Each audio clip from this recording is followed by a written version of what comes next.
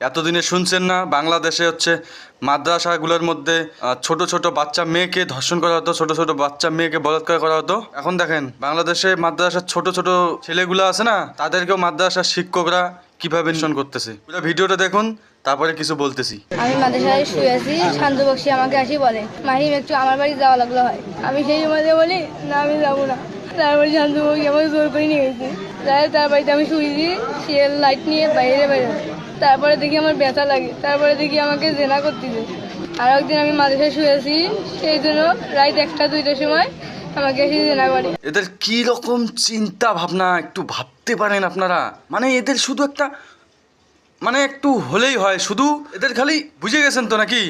মানে এদের ধান্দাটা কি? এরা ছোট ছোট বাচ্চা মেয়েকে, ছোট ছোট বাচ্চা ছেলে, এদের মাদ্রাসায় কেউ সেভ নাই। না ছোট ছোট বাচ্চা মেয়েগুলো সেভ আছে, না ছোট ছোট বাচ্চা ছেলেগুলো সেভ আছে। এরা এই দিকে এদের নজর নাই। এদের নজর শুধু একটাই, ভারতের সাথে কার যুদ্ধ হচ্ছে, ভারত এইবারে কি বলবে। এদের এই দিকে বেশি মনোযোগ।